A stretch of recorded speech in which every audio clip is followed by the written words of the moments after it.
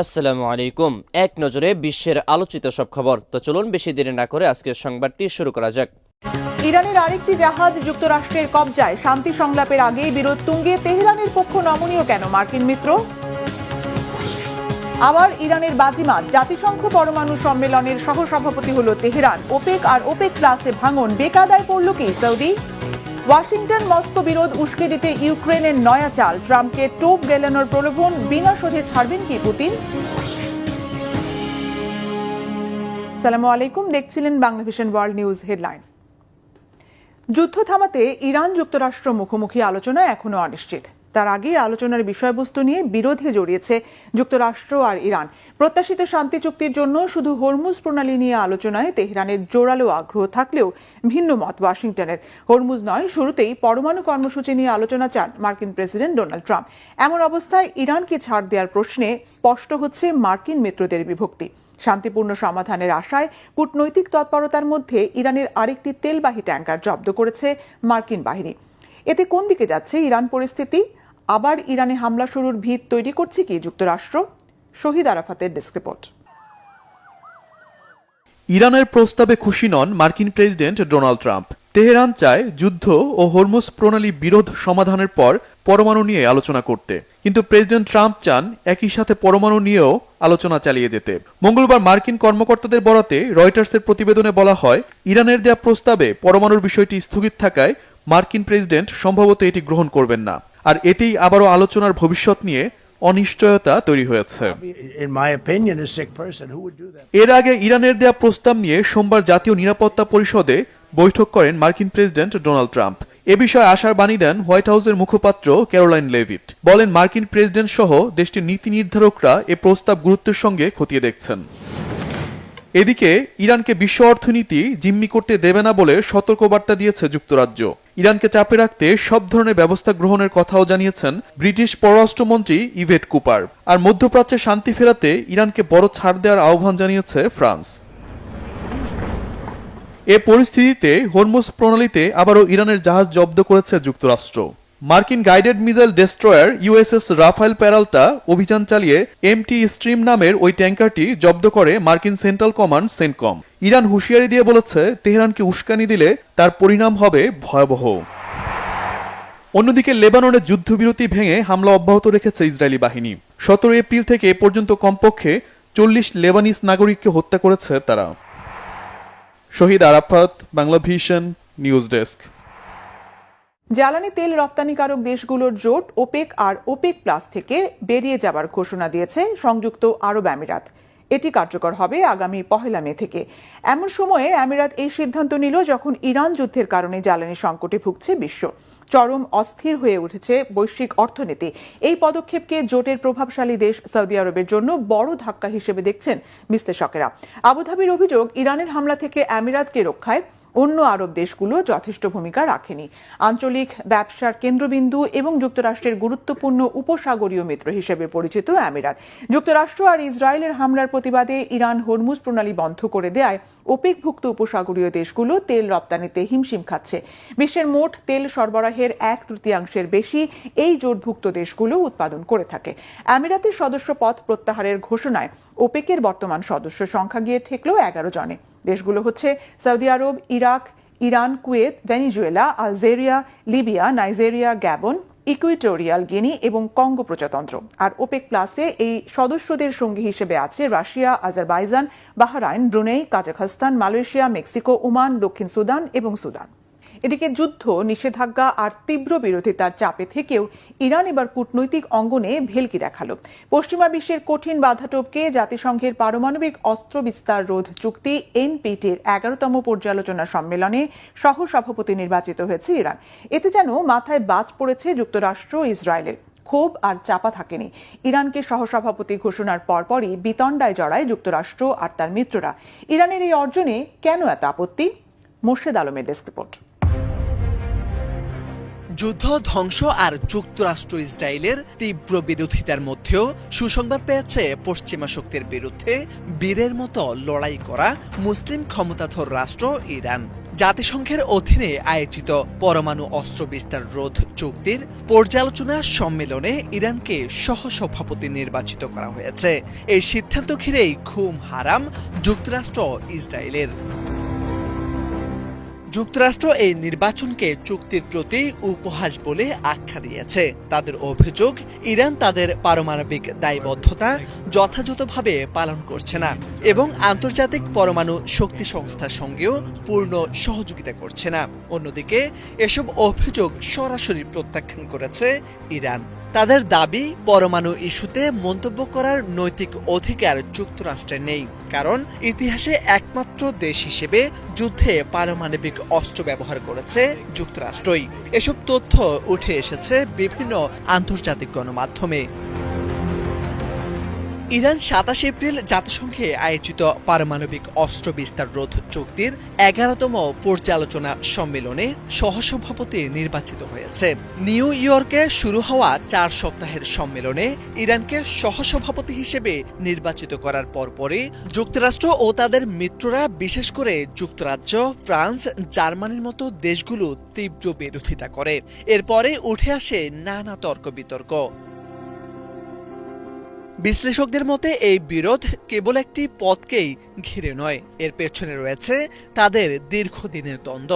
একদিকে পশ্চিমা বিশ্বের চাপ, অন্যদিকে ইরানের নিজের অবস্থান শক্ত করার চেষ্টা। এই অবস্থায় পরমাণু নিরস্ত্রীকরণ প্রক্রিয়া আরও কঠিন হয়ে উঠতে পারে। Morshed Alam, Bangla vision. Russia Ukraine যুদ্ধের জটিল কূটনীতিতে এবার আলোচনায় কিয়েভের অভিনব এক প্রস্তাব। রাশিয়ার দখলে থাকা দনবাস অঞ্চলের একাংশের নাম ডনিল্যান্ড রাখার প্রস্তাব দিয়েছে ইউক্রেন, যার মূল উদ্দেশ্য যুক্তরাষ্ট্রের প্রেসিডেন্ট ডোনাল্ড ট্রাম্পের জোরালো সমর্থন নিশ্চিতের পাশাপাশি রুশ আগ্রাসনের বিরুদ্ধে কৌশলগত সুবিধা অর্জন। কাজে আসবে কি এই কৌশল? ট্রাম্পের মন পাওয়ার প্রস্তাবটি বাস্তবায়ন করবে কিভাবে কিয়েভ? হিজল জোবাইরের ডেস্ক রিপোর্টে বিস্তারিত। মার্কিন প্রেসিডেন্ট ডোনাল্ড ট্রাম্পকে খুশি করতে এবং রাশিয়ার বিরুদ্ধে যুদ্ধে মার্কিন সহায়তা অব্যাহত রাখতে ইউক্রেনের কর্মকর্তারা কৌশলী এক বুদ্ধি বের করেছেন। রাশিয়ার দখলে চলে যাওয়া ইউক্রেনের ডনবাস অঞ্চলের একাংশের নাম ট্রাম্পের নামে ডনিল্যান্ড রাখার প্রস্তাব তুলেছেন তারা।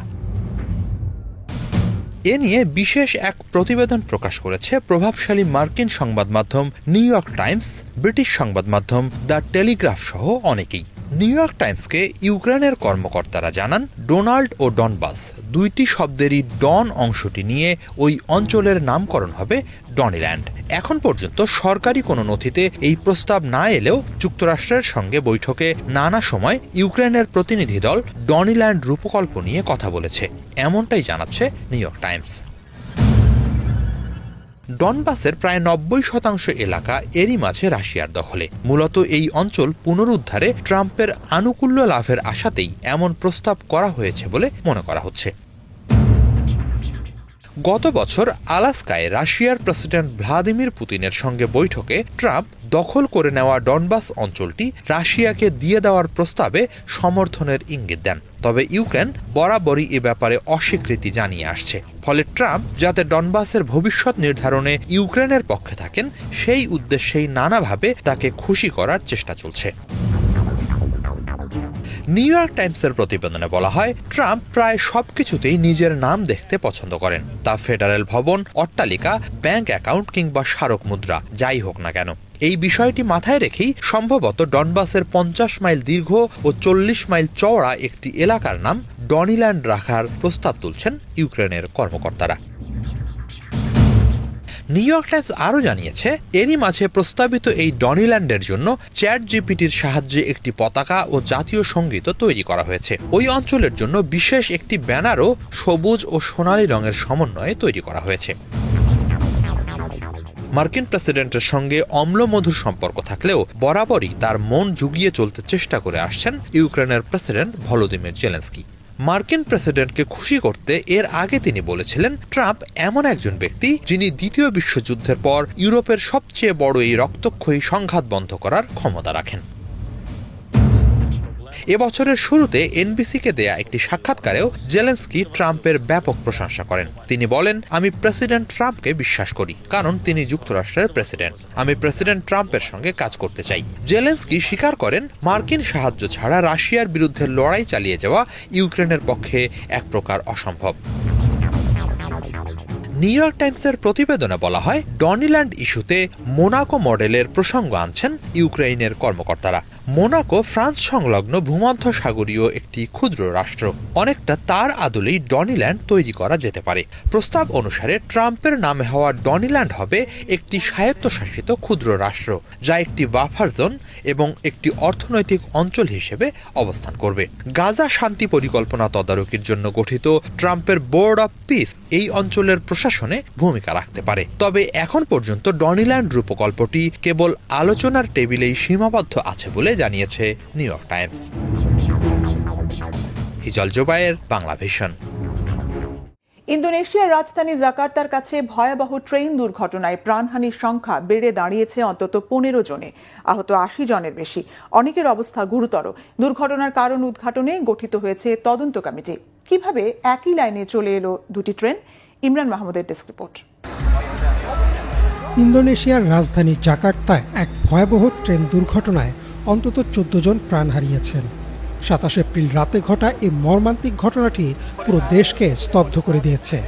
পশ্চিম জাভা প্রদেশের বেকাসি নামক এলাকায় একটি আন্তনগর ট্রেনের সাথে একটি লোকাল বা কমিউটার ট্রেনের মুখোমুখি সংঘর্ষে এই প্রাণহানির ঘটনা ঘটে। মঙ্গলবার দুপুর পর্যন্ত পাওয়া তথ্য অনুযায়ী নিহতের সংখ্যা বেড়ে 14 জনে দাঁড়িয়েছে এবং আহত হয়েছেন আরও অন্তত 38 জন।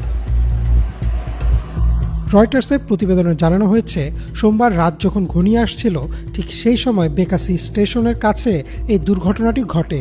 সে সময় স্টেশনে ঢোকার অপেক্ষায় দাঁড়িয়েছিল একটি কমিউটার ট্রেন। প্রত্যক্ষদর্শীদের মতে হঠাৎ বিকট শব্দে একটি দ্রুতগামী আন্তনগর ট্রেন এসে স্থির দাঁড়িয়ে থাকা ট্রেনটিকে ধাক্কা দেয়। স্থানীয় বাসিন্দা রহিমের ভাষায় শব্দটা এতটাই জোরালো ছিল যে মনে হয়েছিল যেন কোনো বড় টায়ারের বিস্ফোরণ ঘটেছে। তিনি দ্রুত ঘটনাস্থলে ছুটে এসে দেখেন ট্রেনের বগিগুলো দুমড়ে মুচড়ে একে অপরের উপর উঠে গেছে। দুর্ঘটনার ভয়াবহতা সম্পর্কে বর্ণনা দিতে গিয়ে আল জাজিরার প্রতিবেদনে বলা হয়েছে, ট্রেনের বগিগুলো এমনভাবে একে অপরের সাথে গেঁথে ছিল যে ভেতরে আটকে পড়া যাত্রীদের বের করে আনতে উদ্ধার কর্মীদের ঘাম ছুটে যায়। বিশেষ করে ট্রেনের শেষের দিকের বগিগুলো, যা সাধারণত নারী ও শিশুদের জন্য সংরক্ষিত থাকে, সেগুলো সবচেয়ে বেশি ক্ষতিগ্রস্ত হয়েছে। হেরিয়াতি নামে এক যাত্রী রয়টার্সকে জানায়, তিনি ট্রেন থেকে নামার পরপরই তার স্বামীর সাথে ফোনে কথা বলছিলেন। ফোন কাটার আগেই তিনি এক ভয়াবহ শব্দ শুনতে পান এবং মুহূর্তের মধ্যে পুরো স্টেশন এলাকা ধোঁয়ায় আচ্ছন্ন হয়ে যায়। তিনি ভাগ্যক্রমে বেঁচে গেলেও তার চোখের সামনে বহু মানুষকে ট্রেনের ভেতর আটকা পড়তে দেখেছেন। আনাদোলু এজেন্সির প্রতিবেদন মতে উদ্ধার অভিযান মঙ্গলবারও পুরোদমে চলছে। ইন্দোনেশিয়ার সরকারি রেল অপারেটরের মুখপাত্র অ্যান পূর্বা জানিয়েছেন, আন্তনগর ট্রেনে 240 জন যাত্রী নিরাপদে থাকলেও কমিউটার ট্রেনের যাত্রীদের অবস্থাই ছিল সবচেয়ে নাজুক।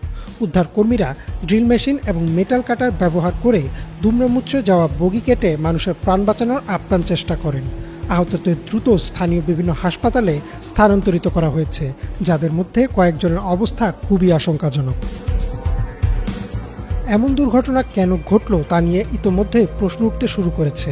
ডয়েচে ভেলের প্রতিবেদন থেকে জানা যায়, প্রাথমিক তদন্তে যান্ত্রিক ত্রুটি অথবা সিগন্যালিং ব্যবস্থার গোলযোগকে দায়ী করা হচ্ছে। তবে ঠিক কী কারণে দুটি ট্রেন একই লাইনে চলে এলো তা খতিয়ে দেখতে একটি উচ্চ পর্যায়ের তদন্ত কমিটি গঠন করেছে দেশটির কর্তৃপক্ষ। স্থানীয় বাসিন্দারা অভিযোগ করেছেন যে উদ্ধারকারী দল পৌঁছাতে কিছুটা বিলম্বিত হওয়ায় সাধারণ মানুষই প্রথমে হাত লাগিয়েছেন লাশের স্তূপ সরাতে এবং আহতদের বের করে আনতে। বিবিসির প্রতিবেদনে উল্লেখ করা হয়েছে, ইন্দোনেশিয়ায় প্রায়ই এমন ট্রেন দুর্ঘটনা ঘটে থাকে, যার অন্যতম কারণ হল পুরনো অবকাঠামো এবং রক্ষণাবেক্ষণের অভাব। দ্য গার্ডিয়ানের খবর অনুযায়ী এই ঘটনার পর জাকার্তা ও এর আশপাশে ট্রেন চলাচল সাময়িকভাবে স্থগিত রাখা হয়েছে। স্বজনহারা পরিবারগুলোর আর্তনাদে এখন বেকাসি স্টেশনে বাতাস ভারী হয়ে আছে। নিখোঁজ যাত্রীদের খোঁজে স্টেশনে ভিড় করছেন শত শত মানুষ। উদ্ধার অভিযান শেষ না হওয়া পর্যন্ত নিহতদের সংখ্যা আরও বাড়ার আশঙ্কা করছে প্রশাসন। সব মিলিয়ে এক ভয়াবহ শোকের ছায়া নেমে এসেছে গোটা ইন্দোনেশিয়ায়। ইমরান মাহমুদ, বাংলা ভিশন। 4 দিনের রাষ্ট্রীয় সফরে যুক্তরাষ্ট্রে গেছেন ব্রিটিশ রাজা তৃতীয় চার্লস ও রানী ক্যামিলা। হোয়াইট হাউসে তাদের স্বাগত জানান মার্কিন প্রেসিডেন্ট ডোনাল্ড ট্রাম্প ও ফার্স্ট লেডি মেলানিয়া ট্রাম্প। সেখানে তারা শুরুতে ব্যক্তিগত চা চক্রে এবং পরে একটি গার্ডেন পার্টিতে অংশ নেন। এই সফরটি এমন এক সময় হচ্ছে যখন আন্তর্জাতিক রাজনীতিতে যুক্তরাষ্ট্র ও যুক্তরাজ্যের মধ্যে কিছু বিষয়ে মতপার্থক্য দেখা দিয়েছে। বিশেষ করে ইরান ও ইউক্রেন ইস্যুতে ব্রিটিশ প্রধানমন্ত্রী কিয়ার স্টারমার এবং মার্কিন প্রেসিডেন্ট ডোনাল্ড ট্রাম্পের অবস্থানের পার্থক্য আলোচনায় রয়েছে। বিশ্লেষকদের মতে এই সফরের মাধ্যমে সেই দূরত্ব কমিয়ে উভয় দেশ আবারও অভিন্ন কৌশলগত অবস্থানে ফিরে আসার চেষ্টা করছে। 2007 সালের পর কোন ব্রিটিশ রাজার এটি প্রথম যুক্তরাষ্ট্র সফর।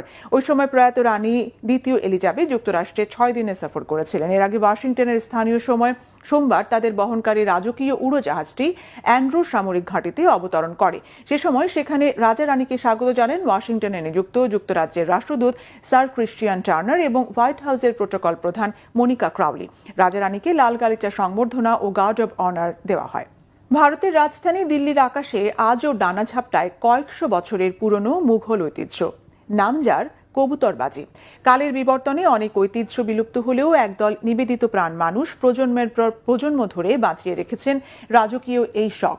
কিভাবে ওস্তাদের কড়া শাসনের শিক্ষা নেয় কবুতরবাজির খেলোয়াড় কবুতরগুলো, কিভাবে মনে রাখে নিজের ছাদ? হাফিজুল ইসলামের ডেস্ক রিপোর্টে বিস্তারিত। মুঘল সাম্রাজ্যের গৌরবোজ্জ্বল এক রাজকীয় রেওয়াজ কবুতরবাজি। ভারতের রাজধানী দিল্লিতে আজও টিকে আছে কয়েকশো বছরের পুরনো এই ঐতিহ্য। প্রজন্মের পর প্রজন্ম ধরে হাত বদল হচ্ছে কবুতরকে তালিম দেওয়া বা খেলা শেখানোর বিশেষ কায়দাকানুন। সময়ের সাথে সাথে অনেকটাই বদলে গেছে দিল্লির হালচাল, তবুও এর মাঝে একদল নিবেদিত প্রাণ মানুষ বংশ পরম্পরায় টিকিয়ে রেখেছেন কবুতরবাজির শিল্প। ভারতের মতো বাংলাদেশের পুরান ঢাকায়ও একসময় ঘটা করে আয়োজন করা হতো কবুতরের রেস। উর্দু ও হিন্দি শব্দের মিশেলে তৈরি কবুতরবাজি সাধারণ খেলা নয়, এটি মূলত কবুতর পালনের বিশেষ পদ্ধতি। প্রশিক্ষণপ্রাপ্ত কবুতরগুলো একসময় ব্যবহার হতো রাজকীয় বার্তাবাহক হিসেবে। বর্তমানে ওস্তাদ শাগরেদের পরম্পরা মেনে একজন থেকে অন্যজন শিখে নেন কবুতরবাজির বিদ্যা। নতুন প্রজন্মের কাছে এই শিক্ষা পৌঁছানোর প্রক্রিয়া বেশ দীর্ঘ ও কঠিন। তরুণরা সাধারণত পূর্বপুরুষদের দেখেই আকৃষ্ট হয় এই খেলার প্রতি। কবুতরবাজি হলো একটা নেশা, একটা মহব্বত। মানুষ যেমন কাউকে ভালোবাসে, আমার কাছে এটাও ঠিক তেমন। বহু বছর ধরে আমি এই কাজ করছি। ছোটবেলায় দাদাকে কবুতর উড়াতে দেখতাম, সেই থেকেই শখের শুরু। এখন আমার একজন উস্তাদ আছেন আক্তার সাহেব, আমি ওনার কাছেই সব কায়দা কানুন শিখছি। চাবুকের শব্দ আর বাতাসের বিপরীতে ওড়ার কৌশল শেখানোর মাধ্যমে কবুতরগুলোকে উপযুক্ত করে তোলা হয় দীর্ঘ পথ পাড়ি দেওয়ার জন্য। এক একটি কবুতরকে দক্ষ করে তুলতে একজন ওস্তাদের প্রায় 4 মাস সময় লাগে। শহরের জনবহুল ও ঘিঞ্জি এলাকার উপর দিয়ে লম্বা দূরত্ব পার হয় এসব কবুতর। পথ না হারিয়ে পৌঁছে যায় নির্ধারিত গন্তব্যে। কিন্তু কিভাবে এমন অসাধ্য সাধন করে ট্রেনিং দেওয়া কবুতরের ঝাঁক? শুরুতে আমাদের ছাদে কোনো কবুতর থাকে না, তাই বাইরে থেকে নতুন কবুতর আনতে হয়। আনার পর সেগুলোকে জালের ভেতর রাখা হয় যাতে তারা আমাদের ছাদটা চিনে রাখতে পারে। কবুতরের নজর খুব কড়া, তারা নিজেদের ঘর ঠিক চিনে রাখে। এরপর আমরা ওদের বিশেষ কিছু ওষুধ দেই যাতে ওরা আগের পুরনো ছাদের কথা ভুলে যায়। প্রিয়জনকে মানুষ যেভাবে আগলে রাখে ঠিক সেভাবেই কবুতরবাজির ওস্তাদ শিষ্যরা আগলে রাখছেন মুঘলদের রেখে যাওয়া শতবর্ষ পুরনো স্মৃতি। সংশ্লিষ্ট প্রশিক্ষকদের মতে গভীর ভালোবাসা ও নিষ্ঠা ছাড়া এই পেশায় টিকে থাকা সম্ভব না। কবুতরবাজি একটা প্যাশন, নেশা। ঠিক যেমন লোকে ক্যারাম, দাবা বা ক্রিকেট খেলে, এখানে জেদ আর লড়াইয়ের একটা ব্যাপার আছে। আমি যদি ভালো খেলোয়াড় হই আর আমার প্রতিপক্ষ যদি দুর্বল হয়, কিংবা আমি শক্তিশালী প্রতিপক্ষ দুর্বল, তাহলে আমার সবসময় চেষ্টা থাকে তাকে টেক্কা দিয়ে নিজেকে সেরা প্রমাণ করার। আধুনিকায়নের চাপে এর মধ্যেই বদলে গেছে দিল্লিবাসীর অনেক পুরনো অভ্যাস, কিন্তু এখনো বিলীন হয়নি মুঘলদের চালু করা কবুতরবাজি। দিল্লির আকাশে এক ঝাঁক পাখির ওড়াউড়ি মনে করিয়ে দেয় ভালোবাসা থাকলে শত ঝড়েও বাঁচিয়ে রাখা সম্ভব নিজেদের শেকড়। হাফিজুল ইসলাম, বাংলাভিশন। একবার ভাবুন তো, টেবিল টেনিস খেলায় আপনার বিপক্ষে লড়ছে ছোট্ট এক রোবট, আর সেই রোবট আপনাকে হারিয়ে দিল অনায়াসে। শুনতে সাই-ফাই সিনেমার গল্প মনে হলেও বাস্তবে এমনটিই ঘটছে জাপানে। রীতিমতো পেশাদার খেলোয়াড়দের হারিয়ে দিচ্ছে রোবট, যা শুধু খেলাধুলাই নয়, কৃত্রিম বুদ্ধিমত্তার ভবিষ্যৎ নিয়েও দিচ্ছে যুগান্তকারী এক পরিবর্তনের বার্তা। মোর্শেদ আলমের ডেস্ক রিপোর্ট। মানুষের সঙ্গে টেবিল টেনিস খেলছে রোবট। একসময় কল্পনায় সীমাবদ্ধ থাকা এমন দৃশ্যই এখন বাস্তবে। খেলার দক্ষতা এতটাই উন্নত যে পেশাদার খেলোয়াড়রাও অনেক সময় হেরে যাচ্ছেন এই ছোট্ট রোবটের কাছে। টেবিল টেনিস খেলায় দক্ষ হয়ে ওঠা এই রোবটটি আসলে একটি অত্যাধুনিক রোবোটিক বাহু। একটি চারকোনা নিচে চাকাযুক্ত বক্সের উপর স্থাপন করা হয়েছে এটিকে, যা চোখ রাঙাচ্ছে আগামীর বিশ্বকে। ভবিষ্যতে কি মানুষের পরিবর্তে খেলাধুলা করবে রোবট? এমন প্রশ্ন বিশ্লেষকদের। জাপানের প্রযুক্তি জায়ান্ট সনি তৈরি করেছে এই রোবট, যার নাম এইস। সম্প্রতি পেশাদার খেলোয়াড়দের বিপক্ষে প্রতিযোগিতায় নামানো হলে দেখা যায় রোবটটি বাস্তব সময়েই প্রতিপক্ষের শট বিশ্লেষণ করে পাল্টা আঘাত করতে পারছে। কোর্টের চারপাশে বসানো 9টি ক্যামেরা রোবটের চোখ হিসেবে কাজ করে। এসব ক্যামেরায় বলের গতি, কোণ ও অবস্থান নির্ণয় করে মুহূর্তেই সিদ্ধান্ত নিতে সাহায্য করে। এছাড়াও রোবটটি রয়েছে 8টি জয়েন্ট, যা এর নড়াচড়া অত্যন্ত নিখুঁতভাবে নিয়ন্ত্রণ করে। ফলে মানুষের মতো দ্রুত প্রতিক্রিয়া দেখানো সম্ভব হচ্ছে।